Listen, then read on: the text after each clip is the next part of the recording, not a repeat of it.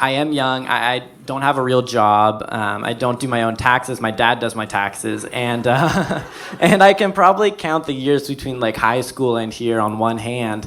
But I hope. But I have a hope. I hope that you can find a kernel of truth in what I have to say, even if we're not in the same place in life. And I did really freak out when I was trying to come up with what I wanted to say tonight, because I have a lot of friends who do things like this. Not MoMondays, we're talking about a class act here, but they do other speaking things. And it's really interesting because we're all about to graduate from school, and so everybody's branding themselves for the professional world. And so they talk a lot about like the hustle, you know, and like, what is it, you know, like, let's see what the other word that everybody uses, the grind, you know, which is important, but I kind of roll my eyes when like those dorks say it, and like because I've known them for years, and in my mind I can picture them like guzzling vodka at like a party, and they're like Instagramming about coffees and cafes and like thrifting Malcolm Gladwell books, and it's ridiculous and fake.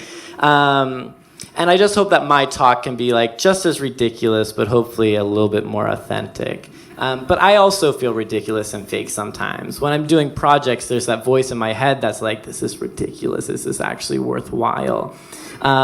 But we'll get into that. As I said, I'm a video creator, and I'm trying to turn this into a career, which is exciting and incredibly daunting. And as I've gotten closer and closer to graduating, everything that I've started to do has felt very critical. And the problem is that the projects that I love to do and I'm passionate about don't always align with my future career or my idea of my future career. Now, for example, and we're not supposed to promote on here, so I won't promote it, but I run this podcast all about Paul Giamatti. Every week we dissect the new Paul Giamatti movie. And while I won't name what it's called, we're the only one on the market, surprisingly. So it's very easy to find.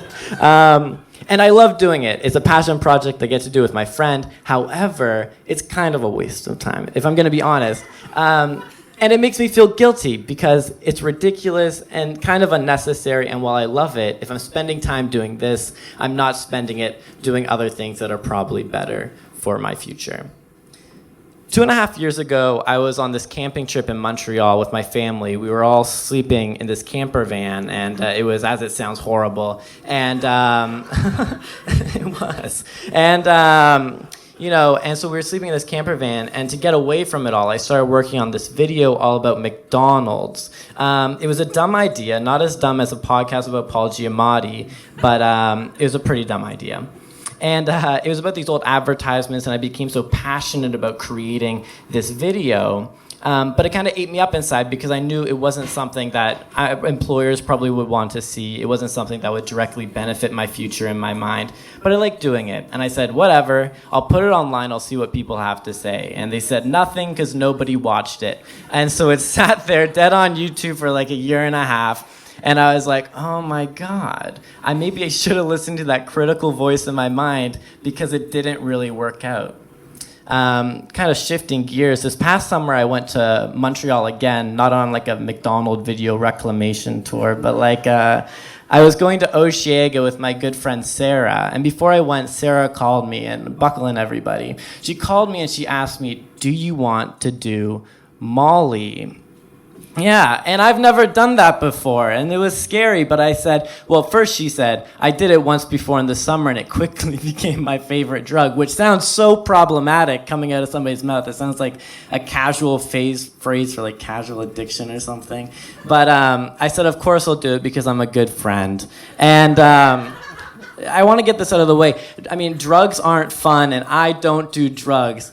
But this drug was really fun. It lit up my brain. Don't do it. Don't do it. But it lit up my brain, and which just went bananas, you know? And it wasn't a surprise to me. I'm what doctors would call a metabolically agile guy. So drugs tend to hit me very hard. But it was a surprise to everybody else. Sarah's roommate, our drug dealer, I pointed to her. Very sorry. Oh, no. Her roommate, our drug dealer, said she'd never seen somebody as high as I had with what I had. And that sounded very alarming coming from a bona fide expert in it, I guess. Anyway, if you indulge me for 1 second, I invented this game when I was very high, and it was called I'm Going to Lose You, which is where I went up to Sarah and said, I'm going to lose you, and then ran off into the crowd, deking around people like O.J. Simpson, while like Sarah had to chase after me like the police after O.J. Simpson after he murdered that poor girl, and Ron. I watched a great documentary about it recently.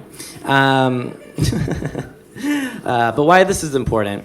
Because I was on a carnival ride, and it changed my life, which is kind of ridiculous to say. But at least I found myself in a crisis. It was one of those rides where you're in a little basket, and it spins you around and around and around.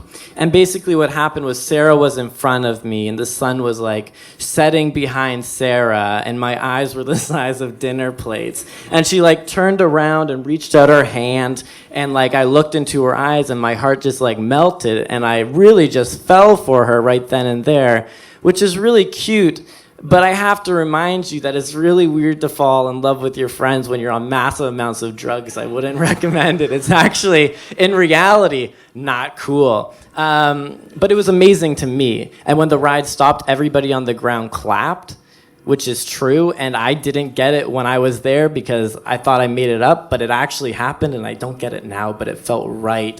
It felt like the perfect encapsulation of that moment. For me, Sarah had a very normal ride on that carnival ride. It was just in my own head. If we can jump back to the video about McDonald's for a minute, like a year and a half later, I woke up one morning and the views just started to rise out of nowhere. I don't know why. I didn't do anything with it. But it quickly rose to like 350,000 views in like 2 weeks. It like blew up. People would talk to me, they'd be like, oh, I saw you made that thing. It was like on trending. I was like, oh, very cool. I don't know why that happened. And it was just weird because this was something I felt so guilty about putting my time into because I thought it was worthwhile. I thought it was a waste of time. And that's when I kind of learned this lesson to trust in my passions, which is like very basic advice. But to more importantly, like trust in my passions.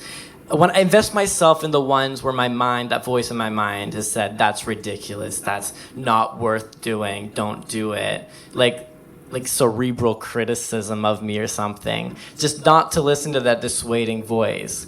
And while it may not have an immediate benefit, I think those opportunities take time to grow and benefit you much more over time. I went home from Montreal and still had feelings for Sarah, which made me feel very conflicted because those were drug feelings. Definitely induced, I think we can all say, and probably kind of fake. But at the same time, they were very, very strong. And I didn't want to say anything to her because it felt very fraudulent. Those feelings felt very fraudulent. And I hope we can all connect the dots here as I go about this. Because in the moment, I realized, wait a second, I just learned a lesson about work, but I could apply it to life, about following my passions even when they felt fraudulent or ridiculous or crazy, when that voice says it's not real. And so I disregarded that voice and I followed them, and it turned into a really amazing experience. And I won't get into it because I'm way more comfortable talking about doing Molly in front of my parents than talking about like emotions in front of a whole crowd of people.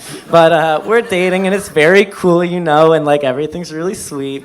And those feelings are real now. But if I have to leave you with something before I go, I want you to let yourself take notice of your passions, because I realize like I'm a student and I'm in the arts or whatever, and so it's easy for me to say like, oh, I'm gonna risk it and try and turn a friendship into a relationship. Oh boy, like you guys have real lives. But when you hear that voice, I want you to take notice of your passions, or like those little moments of passion that we all have, and just give into it a little bit easier. When your mind quickly dismisses an idea or thought and you have that voice in your head, maybe it's worth voicing, maybe it's worth doing, trying, or pursuing. So yeah, thank you very much. I don't do drugs anymore, and Mom and Dad, I never did them to begin with. Thank you everybody for coming out. I had a wonderful time. Thank you very much. Open up, everything's way the heart.